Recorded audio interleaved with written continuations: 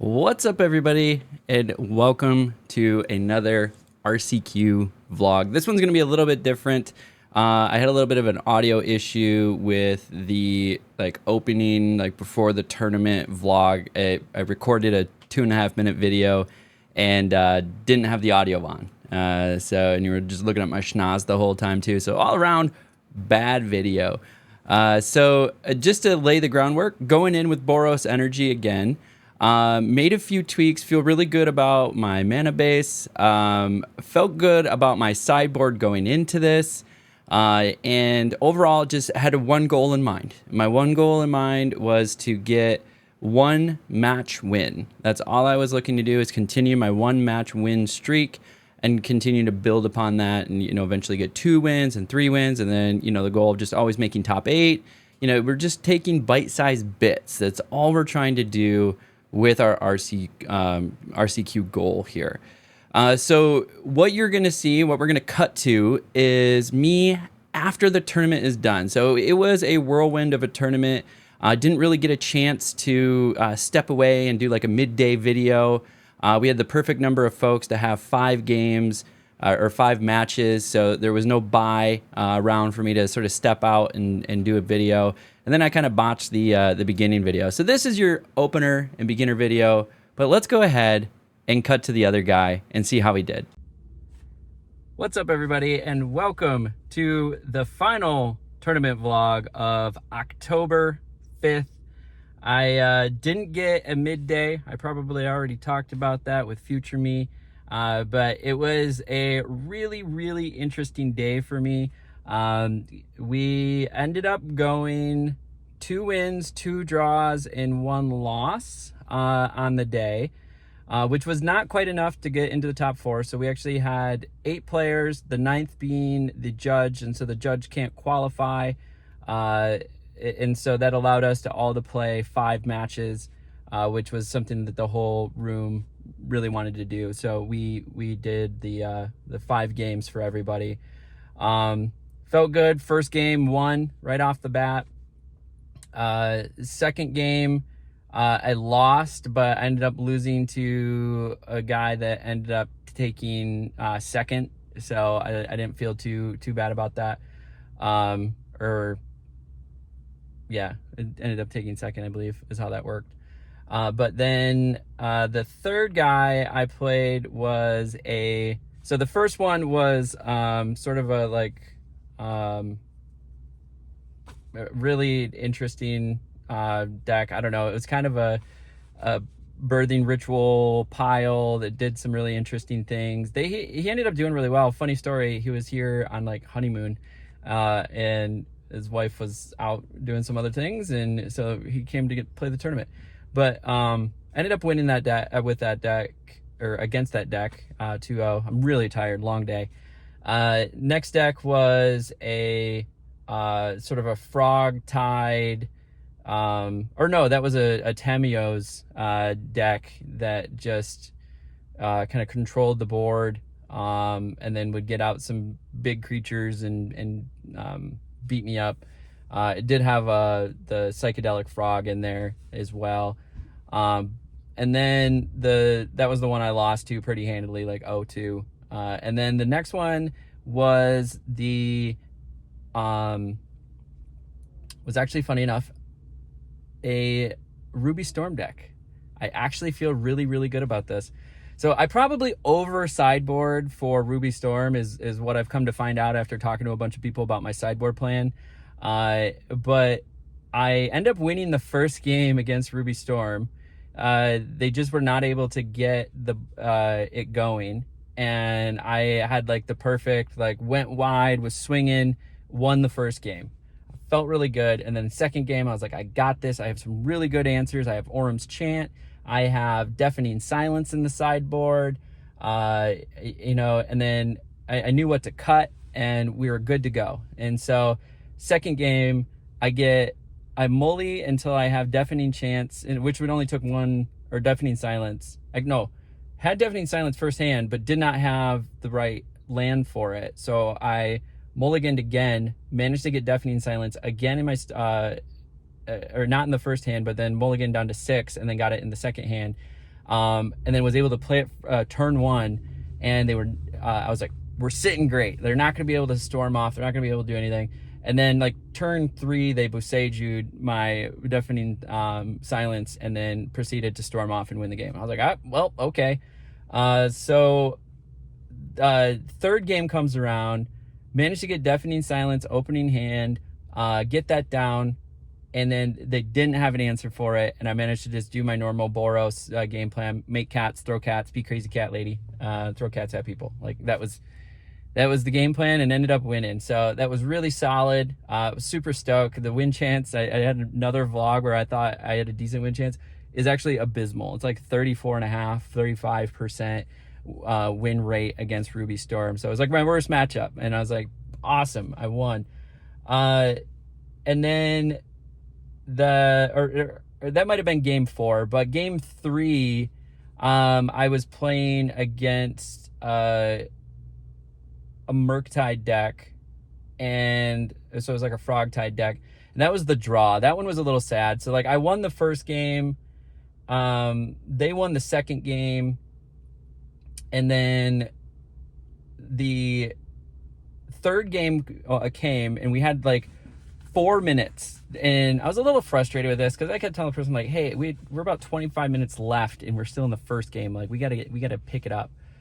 And oh no, this was the Tamiyo, so I'm getting this all crossed up. The Tamiyo's was a draw, the Murktide was the severe loss for me. That's where I went 0-2. So game 1 was the Birthing Right deck, game 2 was the Frogtide, got blown out. Game 3 was my was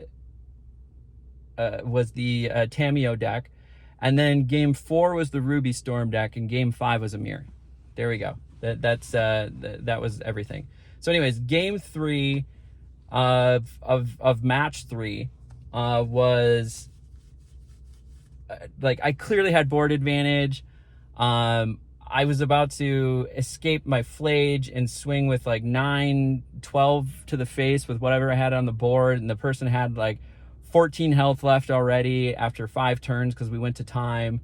And we went to time, and he's like, so it's a draw? And I was like, are you sure it's a draw? Like, you don't want to concede? And they're like, no, I think this is a draw. I'm like, I don't think so, and I really don't want to draw. And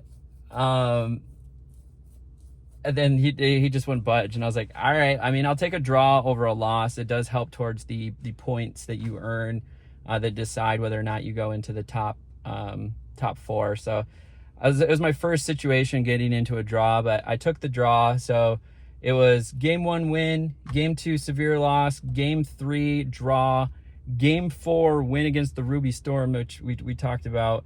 And then game 5 was a match with the judge and tournament organizer, and that match, I just never felt like I was in control. They were using a Boros energy deck, but an uncommon version. They were using like Fable the Mirror Breaker.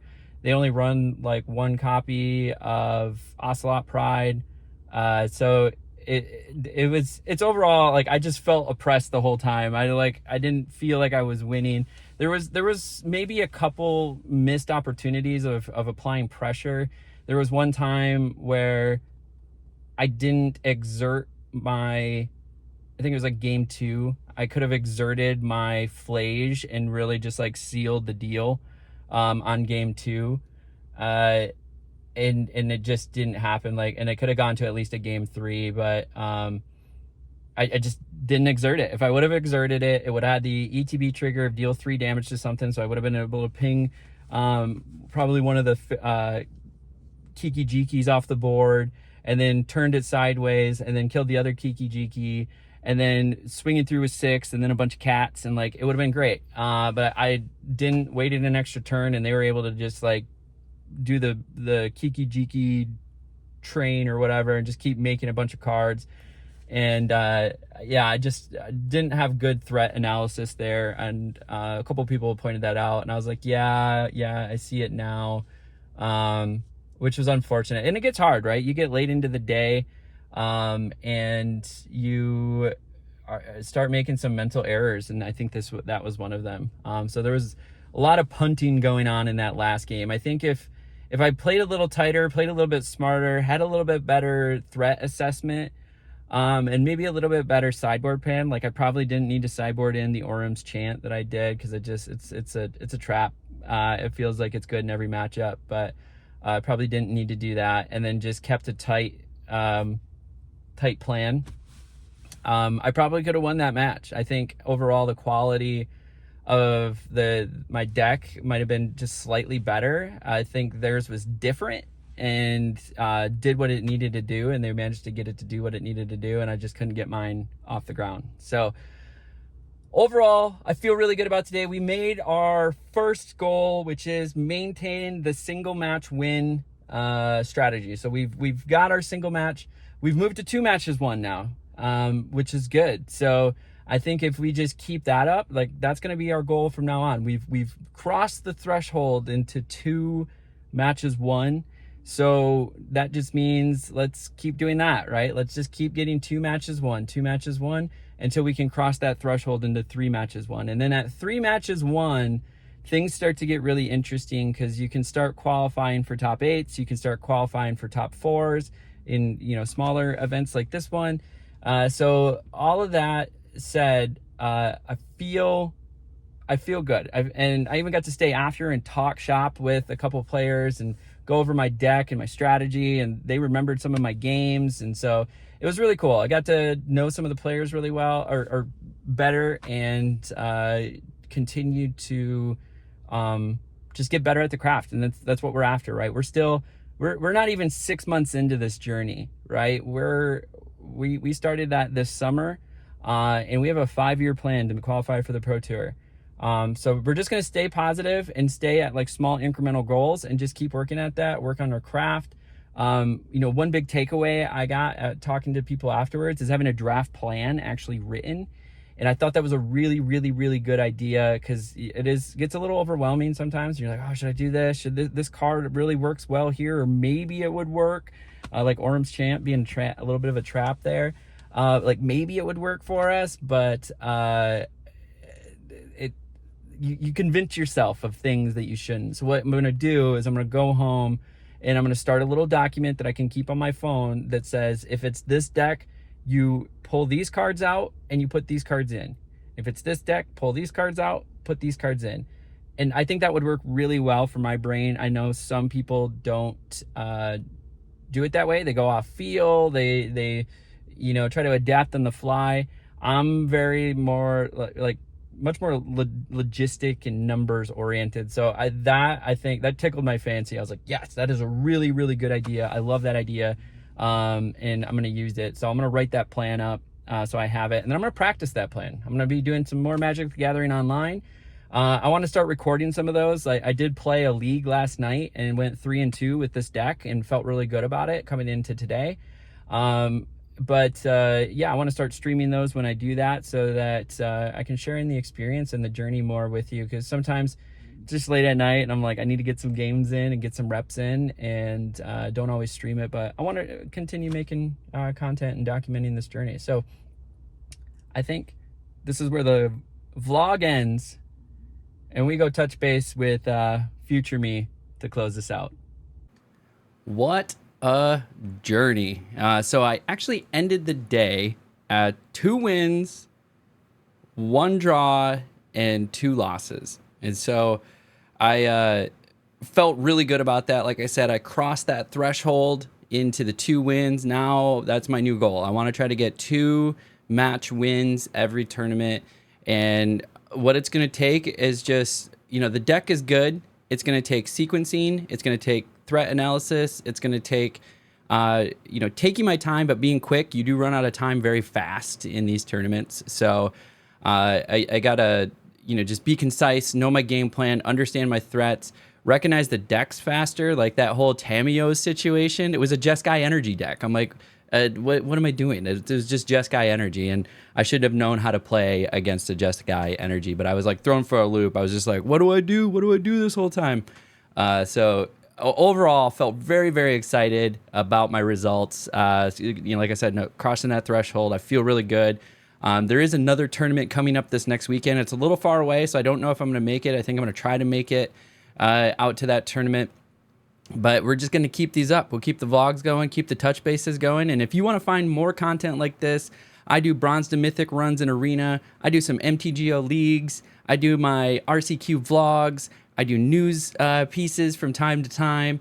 And overall, it's just going to be magic. And I look forward to, interacting with all of you. I got Magic Con coming up at the end of the month here. So I got to really start planning what content I'm going to make for Magic Con. But if you see me around there, come say hi. And I'm going to have a good time. I'm going to try to document some stuff, talk to some vendors.